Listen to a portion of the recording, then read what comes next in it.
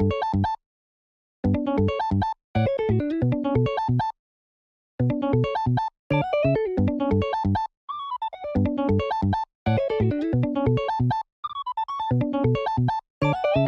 what's up, ladies and gentlemen? Good to see you again, and we've got a matchup against Nami here.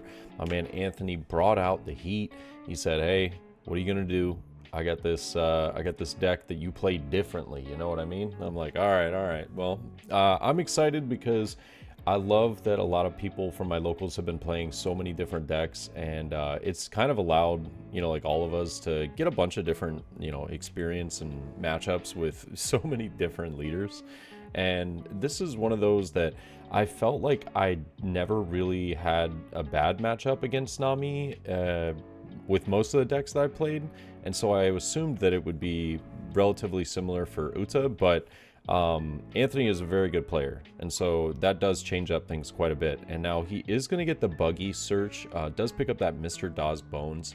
He's just going to add that to his hand and goes ahead and leaves one active, though. Definitely going to get, you know, something along the lines of like, who knows, maybe Giant Gavel, or even potentially Usopp's Rubber Band here. And we will see the one getting rested, though. It is going to be the Giant Gavel, trashing one from hand and then two from the top of the deck. So very good start for him. And I just get down Bartolomeo onto the board. And I know that this doesn't look like it's fast forwarded as much as, you know, my previous videos are. It's because we actually played this match pretty quickly. It just went pretty fast. There wasn't too many decision-making moments to be made. It was just, hey, I'm doing this. And Sanji's Pilaf, though, going to get two draws. And it looks as though he drew into a Desert Spada as well as something else. So solid, honestly solid turn for him all around. And now I've got 4 Dawn to work with. These early turns, you know, you can almost kind of expect you're not going to get anything off of Nami. They're just going to mill a lot of cards, and hopefully you end up seeing, like they use Giant Gavel right here, and then luckily we got a Sanji's Pilaf as well as a Love Mellow, which was really nice.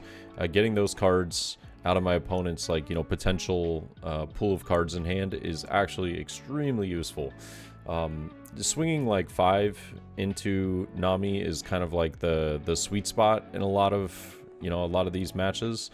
But once you get into the later stages of the game, you got to be going for 9. You got to be, you know, attacking very heavy. And as you can see, we do have 2 of the I'm Invincibles in hand, so I can start to whittle away at my opponent's hand size and then simultaneously get some of that restand. But yeah, he is going to use Arbeck Brickfist, which is really rough for me. I was really hoping to have that Nami for a swing this turn, but unfortunately not so much. And he does get the Giant Gavel back with Dawes Bones, saving 2 Dawn as well here, so pretty useful. But 5k to life is going to get a Desert Spada, which allows him to look at the top 3 and then reassemble, you know, those cards into whatever order he wants. He knows that he might trash a card, he might not, but I'm just going to go ahead and play Luffy here into Brook, into Nami. So now I have plenty of attackers to go for, you know, some chipping at the life the following turn. And being able to go wide is what definitely put me in a good headspace in this matchup. However, 2 Sanji's Pilafs as well as like 3 Giant Gavels to start off the game is pretty rough. We have not chipped down a single life yet, and I know that I'm going to have a wall of events to get through in his hand. He's going to leave 5 active here and just go ahead and pass it over.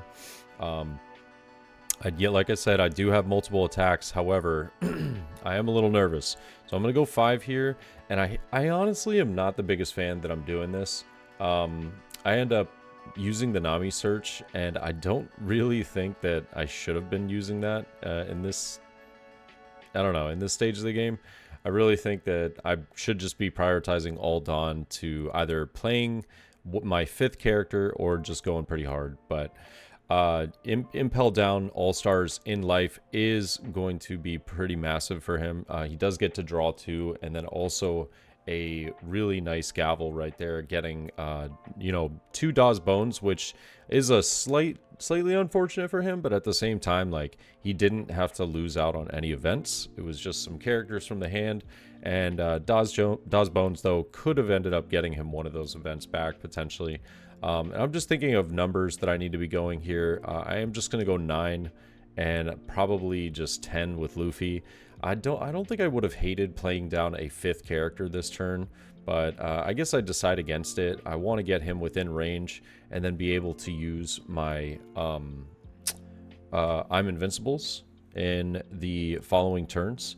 But he is going to give me a Love Mellow, or 2 1Ks and a Love Mellow to draw into another card. So very smart about the sequencing there, just to get to, I believe Love Mellow is 3 cards in hand that you need in order to draw one. So very smart sequencing. As you can see, he hasn't seen a Kaya yet, but just drew into one. If I remember correctly, he told me that he was on the first buggy search. I think he bottom decked like 3 of them. So it kind of sucks, but at the same time, like, getting Kaya in the late stages of the game is actually what can pretty much just win you the match. And he is going to choose to trash Zeph here, which I thought was pretty interesting, as well as an Arbeck Breakfast. I thought for sure that he would want to bounce the Kaya back, but it looks as though he had the second Zeph, so totally makes sense as to why he got rid of them. But definitely was interesting. I was like, oh shoot, I was not expecting that. And I believe he just swings 5 into Bartolomeo. I'll go ahead and block, though, just because I do want to have as many attacks as possible. That can be pretty key in this matchup. Just kind of depends on, you know, how lucky I can get in, you know, him not having some of the triggers that could potentially just absolutely blow up how quickly he's drawing.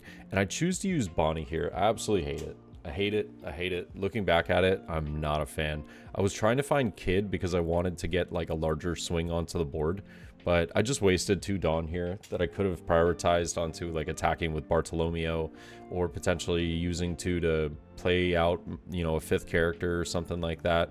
You know, that could actually attack. Bonnie not doing me anything here, but I'll go ahead and swing 7. I end up finding the 7 cost Luffy. Luffy is an option. Yeah, I mean, it is an option. I could just use both of my... I also could just use at least one or both of my I'm Invincibles, but Giant Gavel is going to trash another Zeph and does get 2 cards off the top of the deck as well. We're going to see a 9K, or excuse me, 7K with Brook here.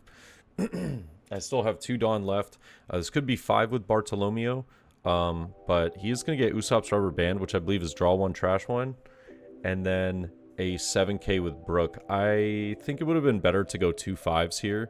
So the Love Mellow is going to draw 1, and he's just going to pass, or I'm just going to pass it right over. And yes, my opponent only has like, I believe 8, or at this point in the game, I believe it was 12 cards in the deck. I believe it was 12 cards in the deck.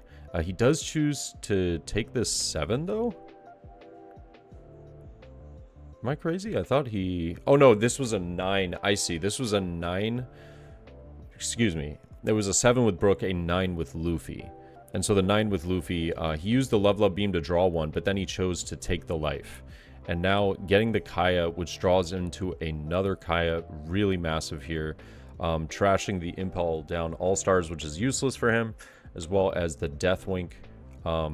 Yeah, is just going to get rid of one of the buggies, though, and does another Kaya. I'm like, oh god, here we go. 2 more getting trashed. 3 for Sanji's Peel-Off. I'm like, oh god, please don't do this to me. And another Kaya to draw out the last 2. And I'm just laughing. I'm like, oh my god, what do you mean?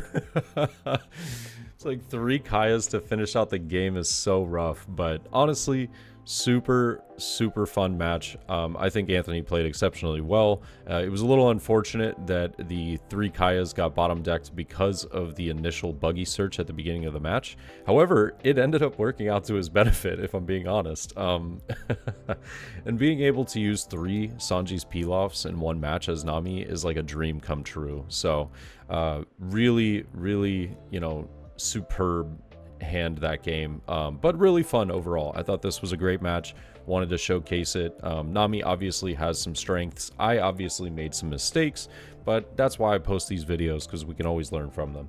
And I hope you guys enjoyed though. Let me know what your thoughts are, and of course I'll catch y'all in the next one. Okay, peace.